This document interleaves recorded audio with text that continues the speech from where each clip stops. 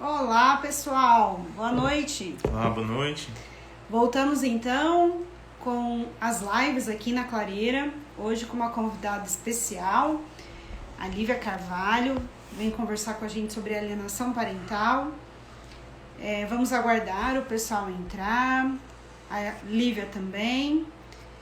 Mas espero que seja um assunto que quem não conhece, né, pode passar a conhecer.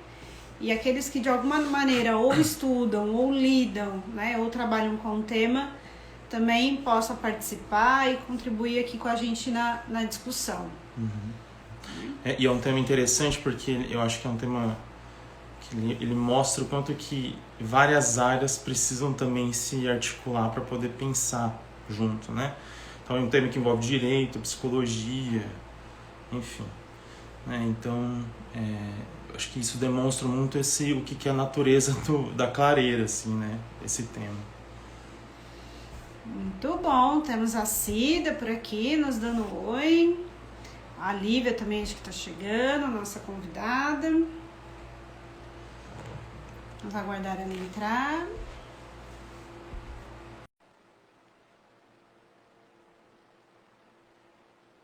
Será que vai dar certo? Olá! Olá, tudo bem? Tudo bem, Lívia? Olá. Tudo bom?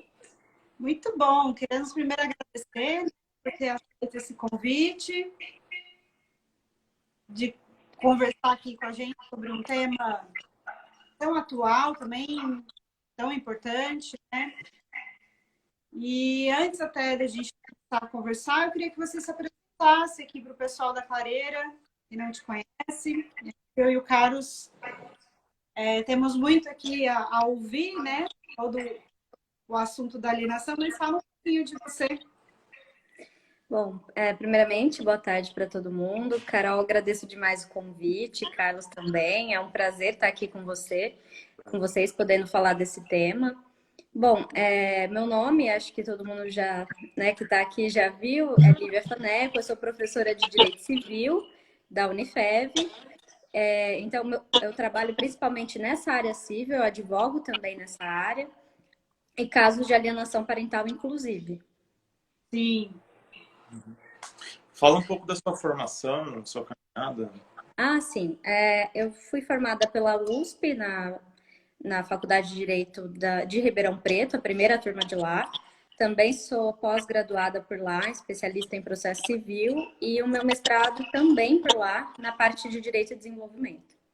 Tudo isso tem pouco tempo, Lívia, tem uns 5 anos só, né? Tem pouquíssimo tempo, foi 2016 a defesa da minha tese. Muito 5 bom. anos.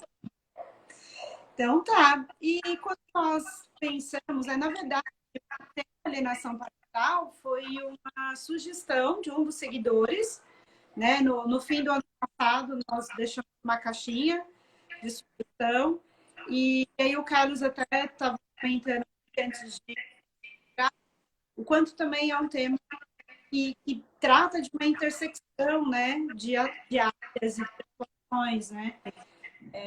Então, acho que esse diálogo, enfim, não é uma questão de oposição, pelo contrário, né? Acho que tem trabalhos e olhares que complementam, né? Então, vamos ver o que o pessoal também, sim, a gente faz no formato bate-papo, que a gente pergunta também, a gente interrompe aqui, enfim, fica à vontade. E eu queria, assim, começar que você pudesse falar um pouquinho a definição, né? Como que o direito trata isso, e a gente aqui vai fazendo um bate-bola. Tá certo, Carol.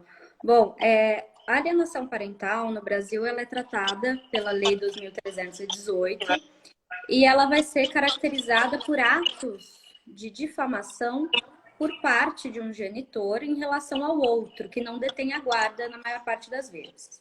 Então, são aqueles pequenos atos em que o genitor começa a colocar na cabeça da criança que aquele genitor, né, aquele pai ou a mãe, aquele que não detém a guarda, ele não é uma pessoa adequada, ele não tem uma conduta legal, enfim. E aos poucos, né, essas difamações vão levando a criança até mesmo a querer se afastar daquele genitor, a não querer ter contato E aí, né, até você poderia falar melhor do que eu, a gente tem até a caracterização da tal síndrome da alienação parental. Apesar da lei não tratar especificamente da síndrome de alienação parental, essa é a ideia, né, de que chegue a algum momento em que, até independentemente daquele genitor que fez a campanha difamatória, a criança ou adolescente passa, então, a se afastar daquele genitor.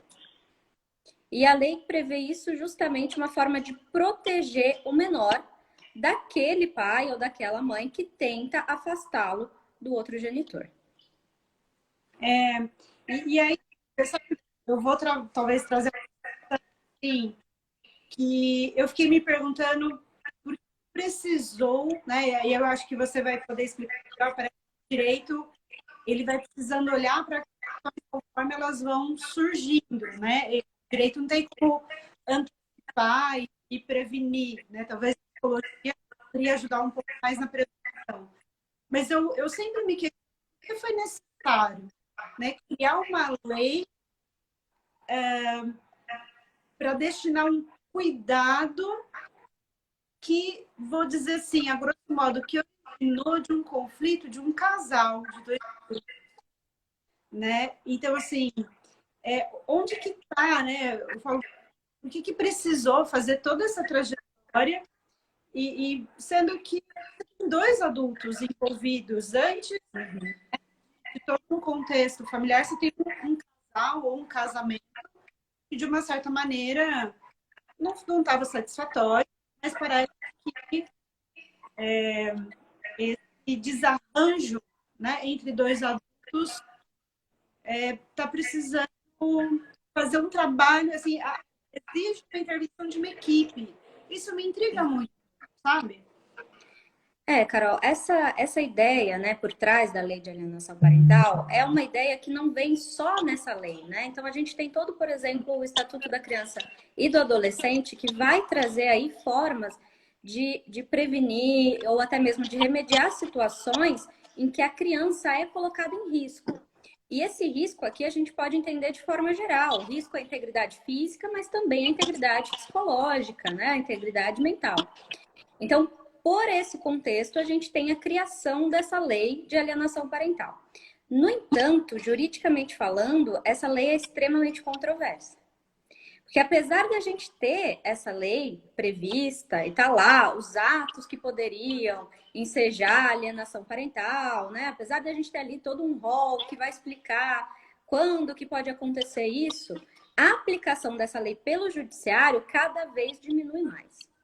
Porque a gente tem um outro lado que acaba sendo envolvido nessa lei, que foi a excessiva utilização dessa lei em defesa de processos em que havia abuso sexual. Então, a gente tinha lá uma situação de dois genitores, a criança ficava com a guarda, vou dar o exemplo aqui, né, da situação comum, a guarda unilateral da mãe, e a mãe vinha acusava o pai de um eventual abuso sexual contra o menor. Nesse processo contra o genitor, muitas vezes ele entrava como tese de defesa, não tendo nenhum tipo de respaldo real, né, baseado na realidade, ele entrava como tese de defesa, dizendo que, na verdade, aquilo era um ato de alienação parental e que a mãe estava, então, fazendo uma campanha difamatória, estava implantando memórias falsas. A gente tem até essa discussão no meio jurídico, né? Qual a possibilidade real de você ter, né, essa implantação de memórias na criança, para que ele fosse ali afastado. Então, a gente tem toda essa controvérsia em relação a essa lei, que faz com que hoje ela seja aplicada cada vez menos. Então, apesar de existir a possibilidade, a lei está aí, mas muitas vezes é difícil você conseguir provas num processo que caracterize sem sombra de dúvida e que o juiz se sinta efetivamente confortável em ali dizer que há alienação parental. Eu tive, inclusive, um caso no escritório que era uma alienação, só que ela era cometida pelos avós, não pela mãe. Na realidade, né, os avós paternos tinham afastado a criança da mãe. E cometiam atos ali de tentar, até no laudo psicológico colocavam, né, que aquela criança ela tinha uma visão extremamente maniqueísta, né, extremamente preto no branco. Então a família do pai era maravilhosa, perfeita, sem defeitos. A família da mãe e a figura da mãe completamente problemática. E mesmo assim, mesmo com a gente tendo um laudo desse, o laudo em momento nenhum falou explicitamente alienação parental, mas você via pelas características ali, né, que havia uma tentativa por parte da família do pai de tentar minar a relação que aquela criança tinha com a mãe. Mas mesmo assim, o juiz, ao final, entende que não. Então, a tese perdeu muita credibilidade com o tempo. Olivia, uma coisa que me deixa curioso, assim, como que o profissional do direito ele vai identificando na experiência dele esses traços assim de que pode se levantar hipótese sobre isso, assim, tá tendo alienação. Sobre a existência da alienação. Eles vão trabalhar com isso. Muitas vezes, aí a gente tem dentro do direito diversas, digamos, profissões. Vou falar do lado do advogado, que é o lado que eu conheço, né? A gente muitas vezes acaba tendo que se basear com o que o cliente traz para a gente. Então, ele vai trazer muitas vezes ali os relatos do que tem acontecido, né? Que são situações complicadas, que ele não consegue ter acesso à criança, que muitas vezes tem visitas, mas fazem de tudo para aquela visita não acontecer. E muitas vezes autorizam a criança, por exemplo, a ir em outros lugares, começam a fazer manipulações. Então, falar, hoje é dia de visita, mas você tem a festa de fulano não sei aonde, vamos lá, vamos não sei aonde. Não, porque vamos na casa da sua tia, do não sei quem, enfim. A família começa a fazer, de uma certa forma, um afastamento, às vezes mesmo que velado. E aquele que vai procurar a gente no escritório relata isso. Ó, eu tô sentindo que eu tô sendo, de alguma forma, deixado de lado. Estou sendo, de alguma forma, preterido. Muitas vezes tem conflitos até com o próprio menor. Então, de não conseguir estabelecer. Tem lá as datas das visitas e não consegue fazer. Não consegue cumprir. Porque a criança, muitas vezes, não quer ter contato. Então, você consegue perceber pelo contexto, né, por alguns indícios, que parece muito provável que haja ali um caso de alienação parental. Mas, às vezes, você pode se ver diante da alienação no próprio processo. Então, você entra com uma discussão de guarda, você não está nem pensando em questão de alienação parental, o que o cliente te trouxe nem eram questões que pareciam de alienação parental, mas aí você vai ver o laudo psicológico, você vai ver a resposta da outra parte e você começa a perceber que existem ali situações um pouco mais complexas do que de primeiro momento pareceu. Entendi. E eu acho que quando você não usou esse termo, né? Mas quando você comentou que essa lei tem sido aplicada cada vez menos, eu pensei um pouco na banalização, né? Então, assim, teve uma época em que tudo era alienação parental. Até teve um caso que eu não acompanhei assim, de perto, mas eu soube de que ambos lados estavam acusando um ao outro de alienação parental, né? Então, assim, como? Né? A mãe acusando o pai acusando a mãe. Então, eu acho que foi uma pena, né? Sim.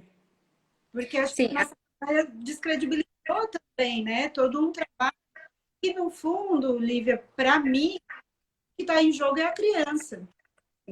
Né? Assim, o cuidado com a criança. Exatamente.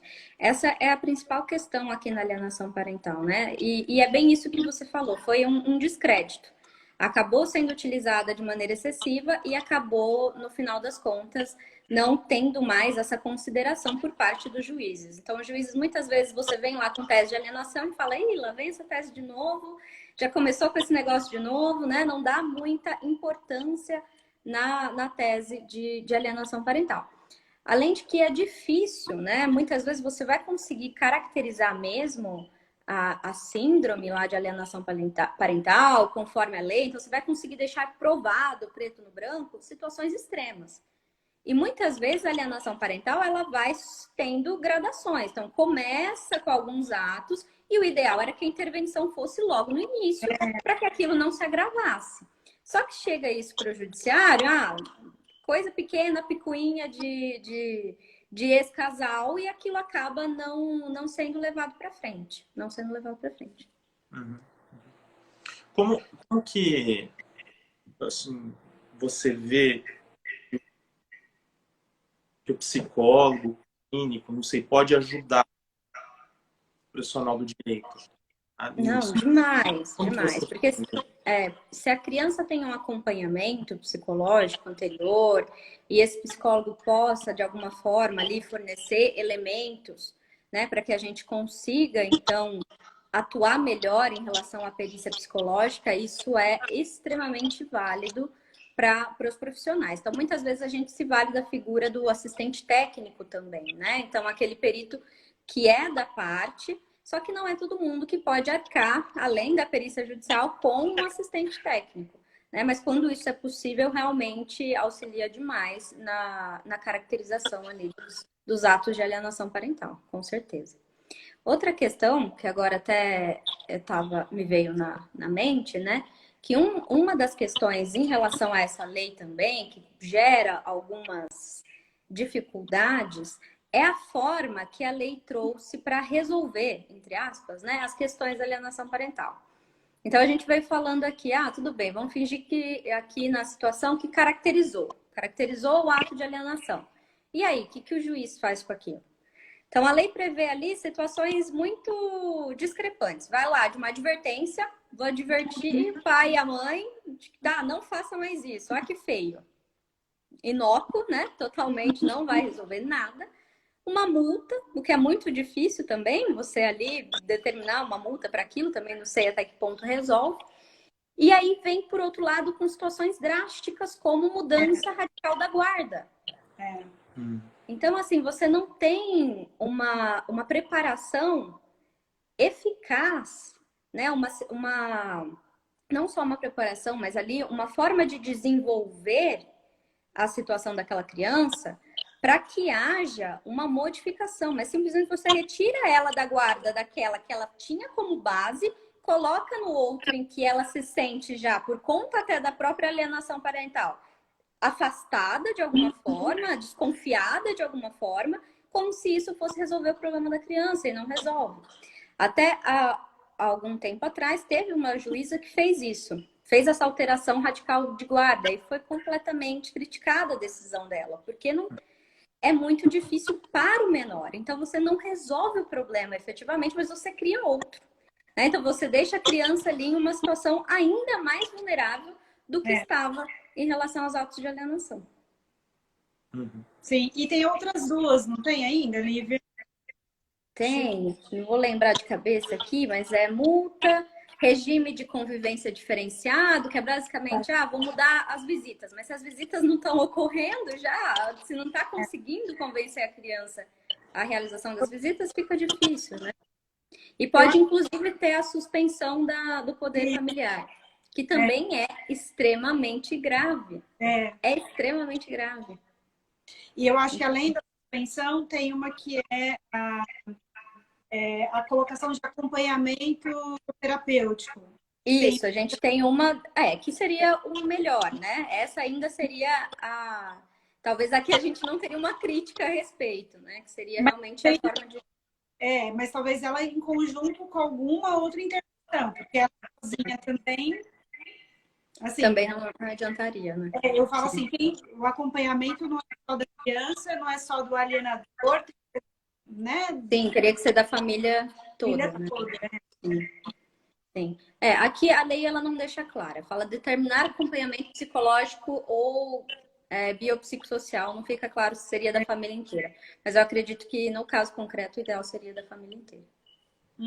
Da família toda. Eles não fizeram uma coisa assim, pensamento que me veio assim, não sei se faz sentido, mas eu acho que isso mostra... Na psicanálise a gente trabalha muito com a ideia de que a criança ela aparece às vezes como um sintoma do casal, assim, do conflito do casal, né? A criança de alguma maneira atua isso.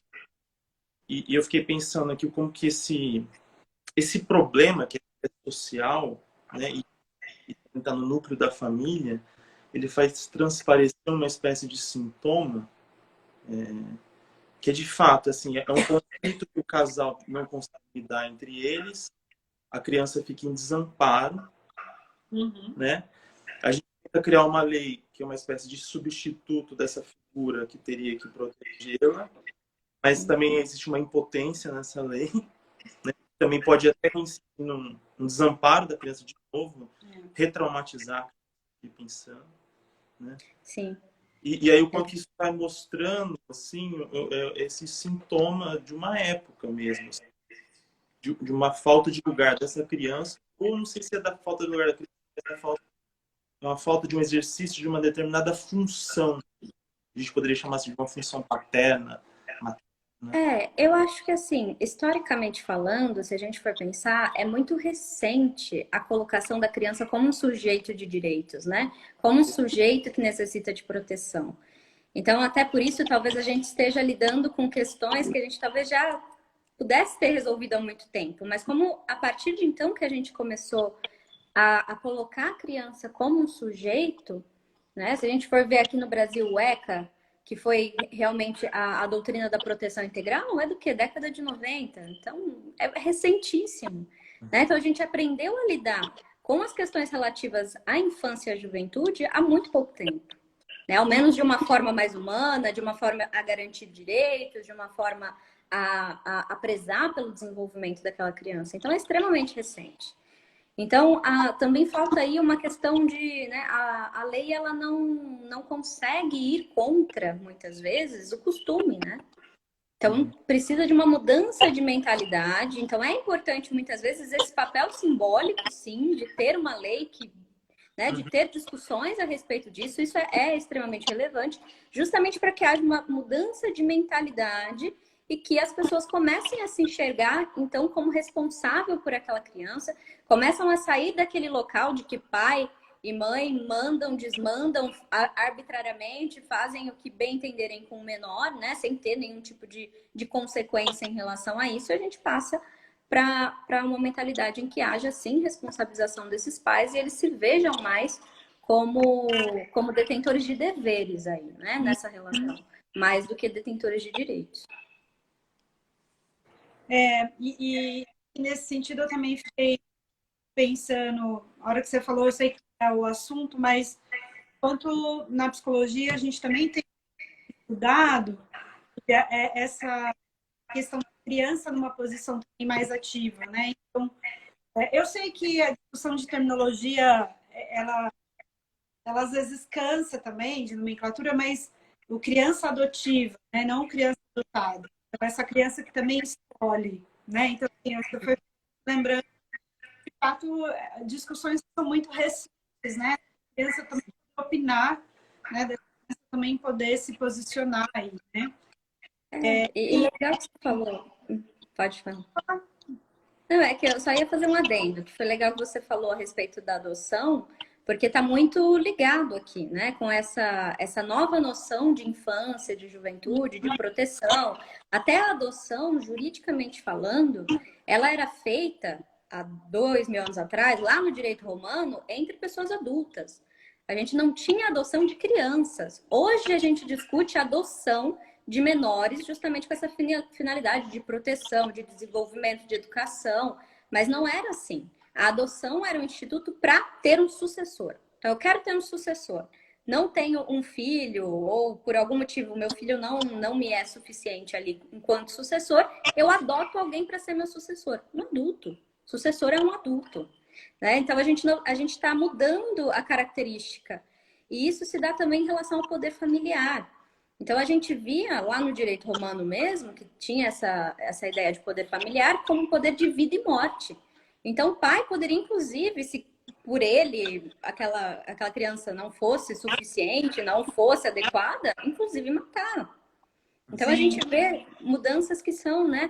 E nós temos resquícios do pátrio poder, que essa ideia também do poder exercido pelo pai, aqui a figura masculina, que são também ainda muito fortes. A lei da palmada é extremamente recente, né? Então, de que poderia, por exemplo, aplicar castigos físicos na criança. Então, hoje a gente começa a discutir muito da dignidade, né? De aplicar todos os direitos fundamentais também aos menores, mas isso é muito recente.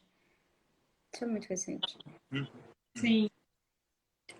Eu fico pensando, tá falando assim, como que isso é uma discussão muito que a gente tem que tá aprendendo a ter que lidar, né? Novo tudo isso. Como você falou, a gente tem os livros, tem a história para poder entender alguma coisa, mas não está lá também, né? Acho que essa possibilidade de observar assim, ao mesmo tempo assim um certo limite nosso, né? Porque a gente não sabe de fato como pode lidar com isso, cada caso, né? Mas eu acho interessante como você falou, assim, a partir da observação de vários casos, você vai encontrando também como que determinados padrões vão se repetindo, né, para vocês levantarem hipóteses.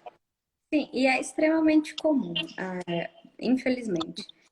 Apesar de a gente não ter a caracterização da síndrome nos mais diversos casos, mas é muito comum que as discussões de guarda, então você chega na situação que os pais não conseguem, né, chegar num acordo em relação à guarda do menor, quando a gente tem litígios relativos a isso, a situação conflituosa é enorme, ela extrapola o casal e atinge a criança, inevitavelmente, né? Tanto que, assim, quando chega alguém para falar de divórcio, de guarda no escritório, eu sempre tento fazer primeiro um acordo para tentar que a conversa flua, porque uma vez que você faz o processo, aquele processo é litigioso, você já fecha a porta da comunicação com a outra parte, automaticamente. Então, às vezes até o fato de alguém chamar um advogado já dificulta a comunicação. Então, às vezes você fala, você procurou advogado, então agora também você só fala com o meu advogado e acabou a história.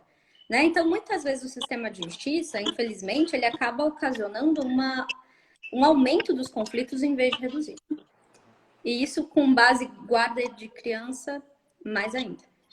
Mais ainda, com certeza. E é interessante, Lívia, porque às vezes até quando eu dou aula sobre esse assunto, né, seja de alienação, enfim, divórcio, eu sempre pergunto, né, por que as pessoas brigam? As pessoas brigam por quê? Porque brigam. Porque brigam. Mas tá, elas têm posicionamentos distintos a respeito de uma situação, mas elas brigam, teoricamente, para resolver esse algo que há opiniões distintas. Mas na prática, as pessoas brigam para continuar ligadas. Então, assim, parece que há uma briga de um casal, essa briga, ok, se transforma num ex-casal, e aí isso prolonga-se para a família, para a criança, e aí, te ouvindo, é uma briga vitalícia, eterna. As pessoas não... Porque, assim, o problema não é brigar. Eu até entendo que tem uma discussão, mas eu não gosto. Não, gente, porque, claro que eu não estou falando da briga, né, da violência ou do embate, né? Estou falando da discussão, né? Estou falando da diferença de opinião. Então, ok, eu tenho uma opinião, você tem outra. Vamos tentar entrar num acordo. É o que a Cida está colocando no acordo. Mas não, as pessoas me parece que a decisão é não resolver. Né? A decisão é continuar brigado e até o fim ganha. Sim. Né? E aí parece que se torna uma disputa olímpica. Né? Quem vai ficar com a medalha? Sim, e aí as relações humanas saem de jogo. Isso que é impressionante. O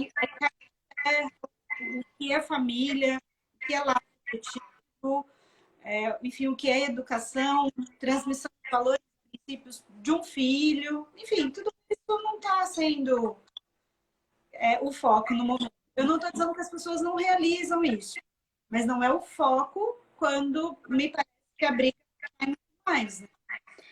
E quando tem assuntos de casal, né, de casais envolvidos, tem muito ressentimento também. Então, às vezes, são brigas que você vê que Não, mas assim, por exemplo, eu já tive uma vez uma cliente que toda vez que ia ter visita, se o ex-marido atrasasse 5 minutos, Ah, 10 minutos, isso já era, assim, um problema gigantesco. eu conheço. Era um problema gigantesco.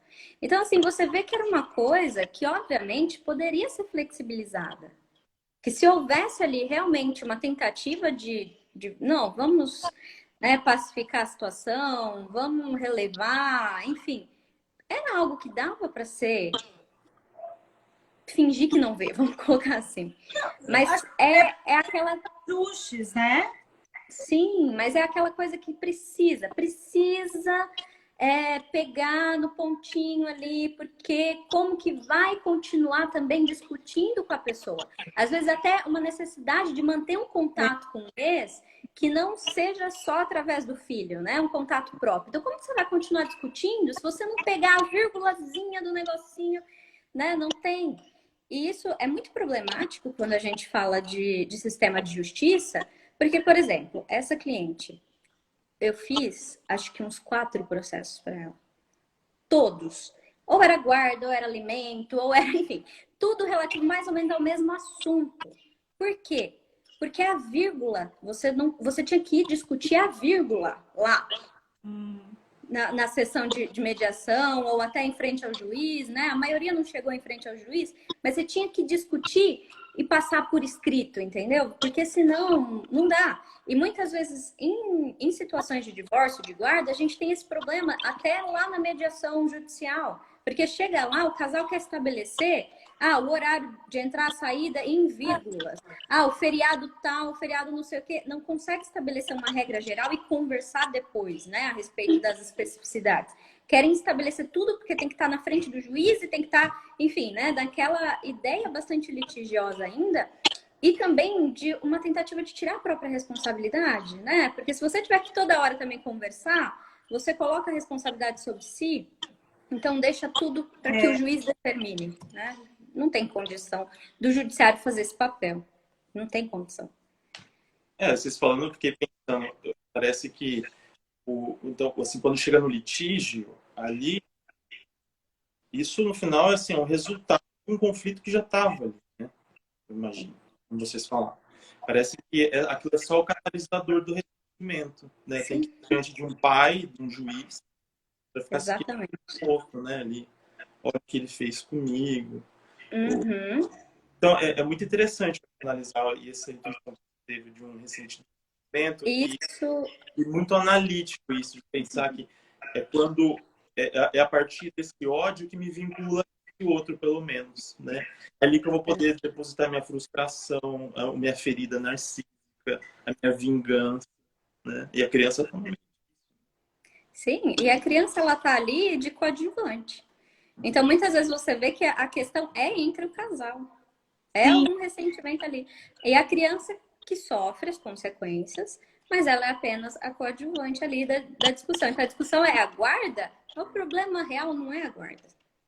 Porque, às vezes, no final das contas, eles até pensam que realmente a guarda ou deve ficar com a mãe, ou é compartilhada. Não vai ter grandes diferenças em relação a um sistema da guarda ou de outro. Às vezes não tem. É muito difícil, né? Assim, existem, óbvio, mas é muito difícil você falar em situações em que, por exemplo, um quer a guarda unilateral e o outro também quer a guarda unilateral. Muito difícil. Só que a briga persiste. A briga persiste indefinidamente por uma questão de vírgula. Por que não? Porque se é guarda compartilhada, aí não vai querer pagar a pensão, e aí você quer de alguma forma punir, que a punição seja então monetariamente, que seja com pensão. Enfim, e assim vai sucessivamente. Ou ao contrário, né, também, quer punir monetariamente, fala que não vai pagar a pensão, e assim a coisa vai inflando, muitas vezes sem ter necessidade. Muitas vezes sem ter necessidade. Olívia, Uma vez... Oi? Fala, não, pode terminar o raciocínio. Era só um caso interessante, assim, né? Até que nesse sentido, assim, de como é litigioso, como é difícil, né? Eu tive um caso no escritório que a gente ficou 1 ano para resolver, porque tudo extrajudicialmente, para tentar o acordo, para resolver a situação do casal. 1 ano de mediação, senta, fala com um, fala com o outro, fala com um, fala com o outro, liga para um, falou isso, mas não concordo de jeito nenhum, volta pro outro e assim vai, para conseguir resolver. Então, antes do Carlos trazer o outro ponto, eu acho que as pessoas brigam porque elas querem continuar ligadas e encontrar sempre motivos, né? E aí eu acho que para direcionar tanto ódio quanto ressentimento, né? Porque a briga em si é um gasto de energia tremendo. Sim. É esse o ponto, né? Porque já que você vai gastar energia em relação a algo, então que isso seja, enfim, criativo para resolver, né? Para encontrar uma saída. Mas não, né? No caso, tipo, eu acho que confirma isso, né? O foco é não encontrar a solução, pelo contrário. Sim, sim. Muitas vezes é esse mesmo.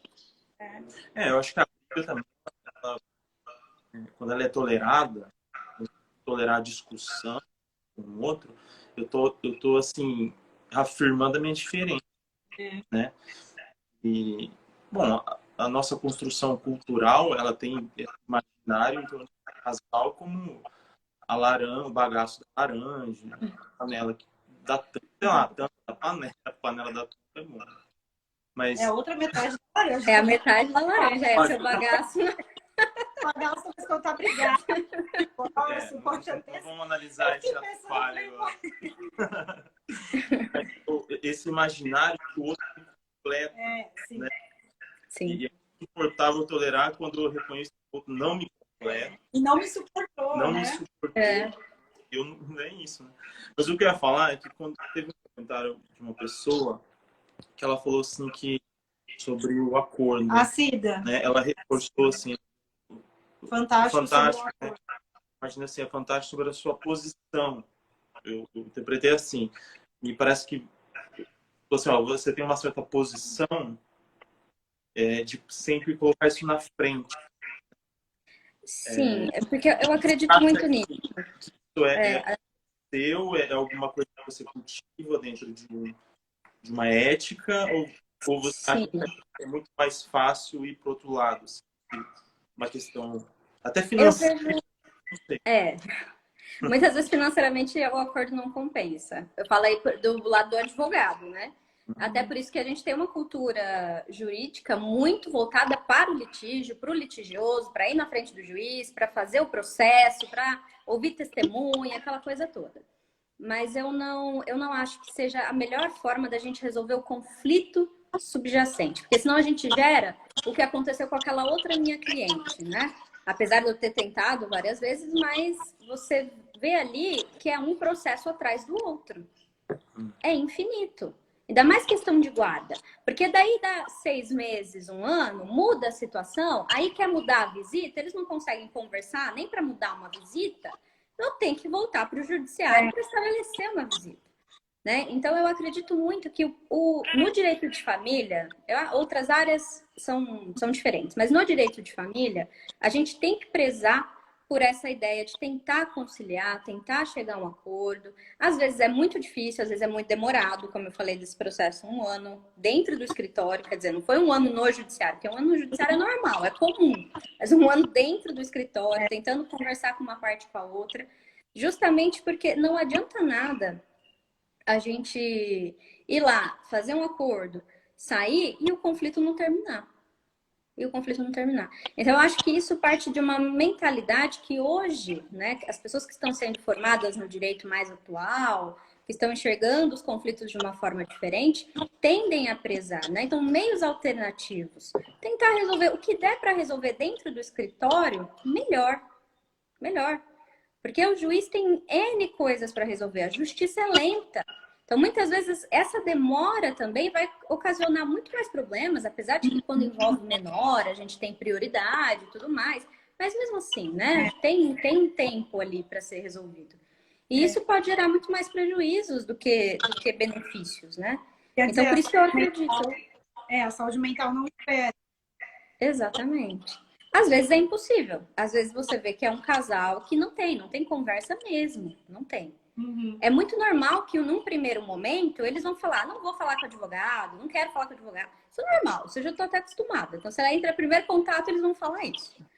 Aí você vai. No segundo, no terceiro, às vezes você consegue conversar com a pessoa. Então, assim, tem que ter também uma certa disponibilidade para isso. Mas para mim é o que eu acredito, então eu acho que principalmente com família, que envolva menores, é muito importante a gente tratar de uma forma diferenciada. Sim. Né? Outros processos em que as questões são outras, são patrimoniais, aí ok. Aí beleza, vamos para o judiciário mesmo, vamos resolver. Porque às vezes, né, principalmente se tratar de empresas, consumidores, esse tipo de situação, vai ser Sim. muito mais efetiva a ação judicial, as tratativas são muito mais difíceis, né? Até os últimos dados do CNJ, pós CPC de 2015, em relação àquela inclusão de tentativas de conciliação e mediação, foi que em direito de família foi um sucesso. Foi maravilhoso, foi lindo. Porque, né, essa tentativa de fazer uma mediação ali, muitas vezes abre o diálogo e facilita a resolução do caso. Só que em demandas, por exemplo, de consumidor, de contratos, foi péssimo, foi um fracasso. Porque muitas vezes aquela audiência só serve para que a outra parte, de certa forma, protele ali a apresentação da defesa dela e chega lá no dia da audiência, não tem acordo. Não tem nada para acordo, não tem proposta nenhuma e acabou. Né? Então a gente vê aí como que, a depender da área, a gente tem que ter uma atuação diferenciada. Sim. Ó, Lívia, tem algumas palminhas, um comentário pequeno, você sabe tudo sobre direito. Tem o comentário da Cida. Ela disse: a criança é usada entre aspas, para ofensas entre as partes. Infelizmente, a gente ainda apresenta alguns casos em que isso é real. Né? A criança ela acaba sendo ali um meio que o pai ou a mãe tem para atingir o ex-cônjuge. E falando um pouquinho, a Cida me fez lembrar, né? A gente tem alguns estudos, não são muitos, né? Com essas crianças que, de certa forma, vivenciaram uma situação de alienação parental.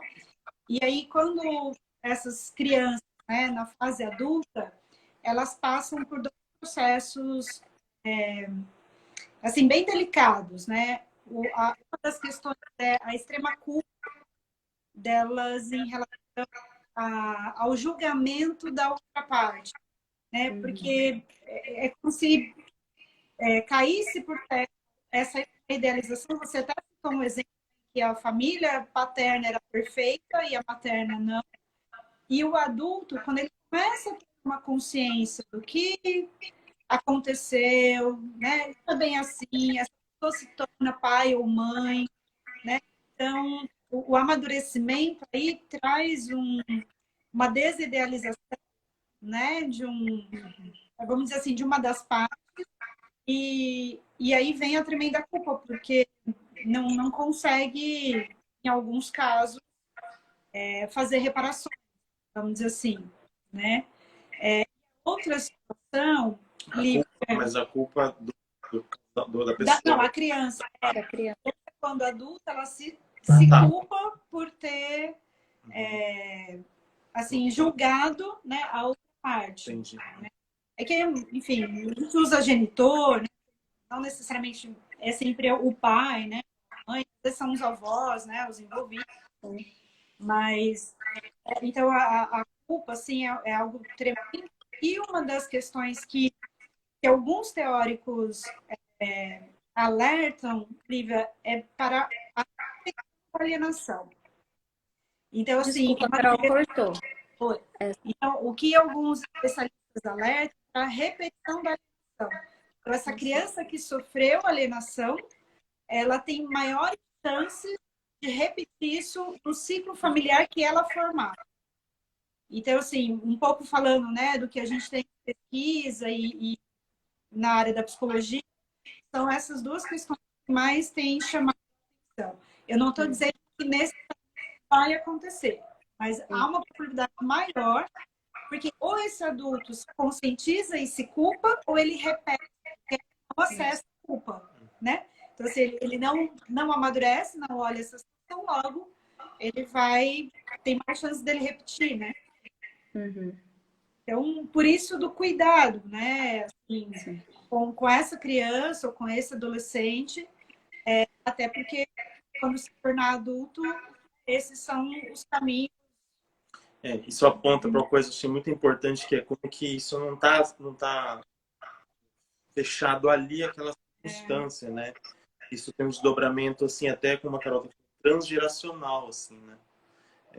Essas pesquisas, eu acho que é por aí que é interessante essa intersecção, como que a questão do direito, da psicologia, ela vai entrando uma na outra. E aí, vai da sociologia, como a sociedade, a família, formando, né? Realmente, interessante pensar. Sim, mas Interessante. esse tipo de situação ainda é muito difícil para o direito, né? Porque o direito, ele até foi o que a Carol falou no começo da live, ele tende a lidar depois que a situação que o dano já aconteceu, É. né? Apesar da gente ter situações, eu acho que cortou, parou um pouquinho. Não? Não, Tá normal? não. Tá. É que aqui começou a rodar, falei, uai, acho que aconteceu alguma coisa.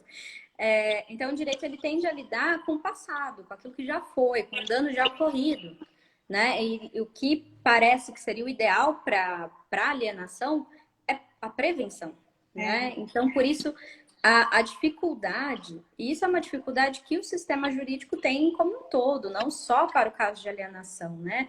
Mas como que eu consigo evitar que o dano ocorra, não deixar que o dano aconteça. Porque isso tudo também depende de um tempo rápido, de que seja possível acessar o judiciário de forma rápida, eficaz, célere.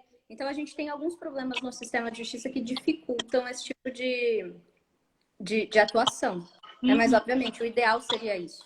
E até por isso que tentar outras formas de resolução de conflitos são mais interessantes do que apenas essa via, só essa porta, né? Sim.